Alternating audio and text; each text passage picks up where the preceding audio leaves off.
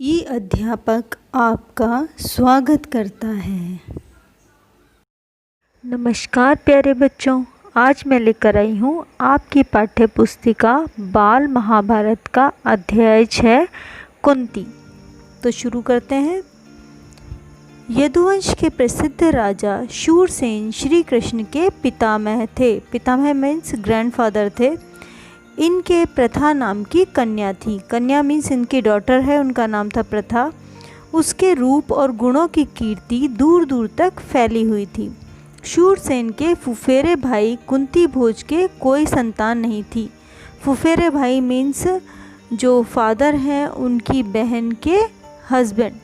तो वो फुफेरे भाई के यहाँ जो जिनका नाम था कुंती भोज, कोई भी संतान मीन्स कोई भी बच्चे नहीं थे।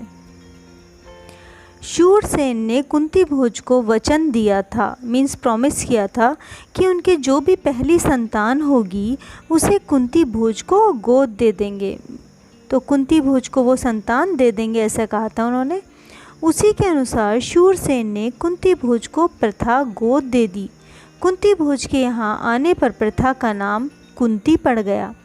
तो पहले कुंती का नाम प्रथा था और वो राजा शूरसेन की बेटी थी। कुंती के बचपन में ऋषि दुर्वासा एक बार कुंती भोज के यहाँ पधारे। कुंती ने 1 वर्ष तक बड़ी सावधानी और सहनशीलता के साथ उनकी सेवा शुश्रूषा की।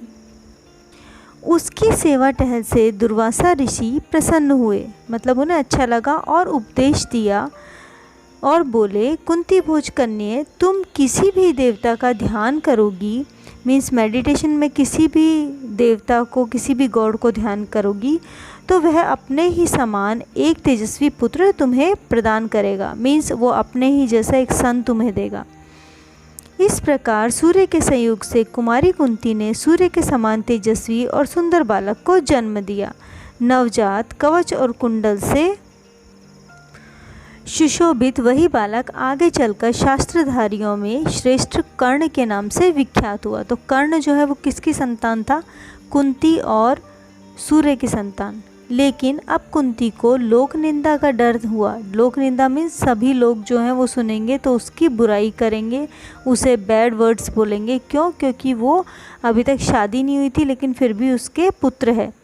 उसने बच्चे को छोड़ देना ही उचित समझा, इसलिए बच्चे को एक पेटी में बड़ी सावधानी के साथ बंद करके उसे गंगा की धारा में बहा दिया। मीन्स एक पेटी मीन्स बॉक्स के अंदर बंद करके गंगा में बहा दिया, गंगा नदी में, रिवर में। बहुत आगे जाकर अधिरथ नाम के एक सारथी की नज़र उस पर पड़ी। उसने पेटी निकाली और खोलकर देखा तो उसमें एक सुंदर बच्चा सोता हुआ मिला। अधिरथ निसंतान था। बालक को पाकर वह बड़ा प्रसन्न हुआ। सूर्यपुत्र कर्ण इस तरह से एक सारथी के घर पलने लगा। इधर कुंती विवाह योग्य हुई। राजा कुंती भोज ने उसके स्वयंवर रचा।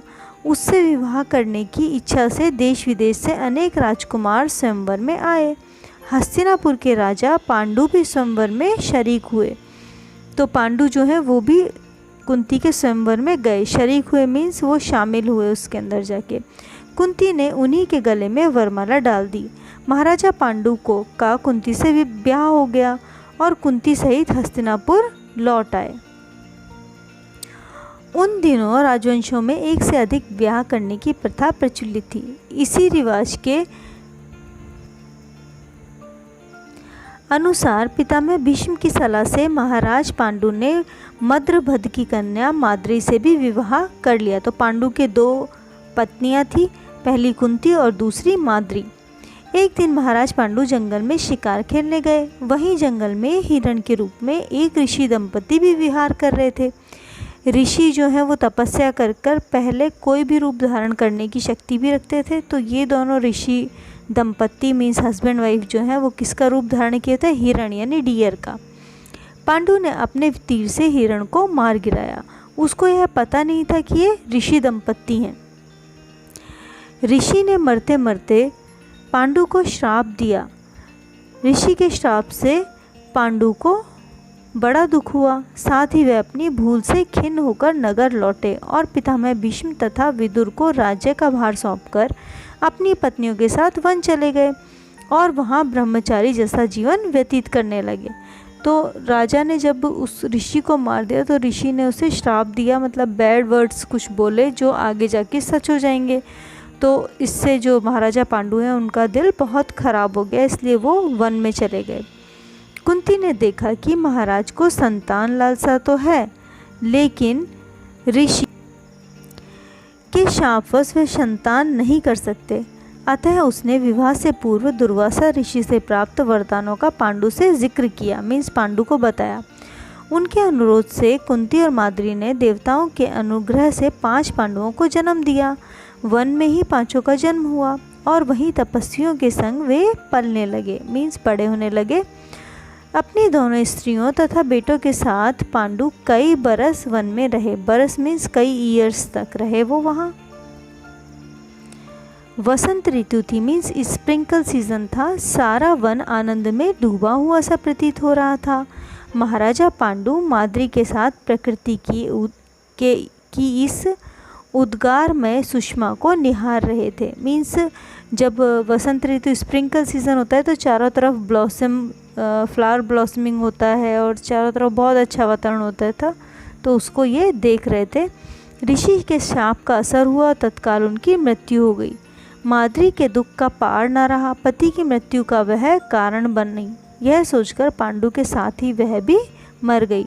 तो पहले के ज़माने में क्या होता था, एक सती प्रथा करके प्रथा प्रचलित थी कि जब पति मरता था तो उसके साथ साथ उसकी पत्नी को भी उसके साथ ही जलकर मर जाना होता था। तो इस रिवाज का पालन किसने किया? माद्री ने किया, क्योंकि उसके अनुसार उसके कारण ही उसकी पति की मृत्यु हुई है। इस घटना से कुंती और 5 पांडवों के शोक की सीमा न रही, पर वन के ऋषि मुनियों ने बहुत समझा बुझाकर उसको शांत किया और उन्हें हस्तिनापुर ले जाकर पितामह भीष्म के सुपुर्द किया। युधिष्ठिर की उम्र उस समय 16 वर्ष की थी। तो क्या हुआ कि कुंती और उसके 5 पांडव जो हैं वो इससे 5 पांडव पुत्र जो हैं वो दुखी हो गए, लेकिन ऋषि मुनियों ने ही उनको बड़ा किया, फिर आगे जाके पितामह भीष्म को सौंप आए।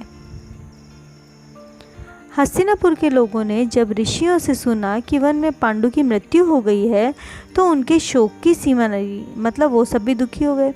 पोते की मृत्यु के शोक करती हुई सत्यवती अपनी दोनों विधवा पुत्रवधियों अंबिका और अंबालिका को साथ लेकर वन में चली गई। तीनों वृद्धाएं कुछ दिन तपस्या करती रही और बाद में स्वर्ग सिधार गई। स्वर्ग सिधार गई मीन्स उनकी भी मृत्यु हो गई। अपने कुल में छल, प्रपंच और अन्याय होने वाले थे, उन्हें न देखना ही संभवतः उचित समझा। तो क्या हुआ कि ये तीनों वृद्धाएं जो हैं ये भी वन में चली गई, फॉरेस्ट में गई और वहाँ जाकर उनकी भी मृत्यु हो गई। इसी के साथ ही अध्याय समाप्त होता है। अगर आपको कुछ समझ में नहीं आया है तो आप मुझसे कमेंट बॉक्स में पूछ सकते हैं। Thank you. हमारे चैनल को सब्सक्राइब करना ना भूलें।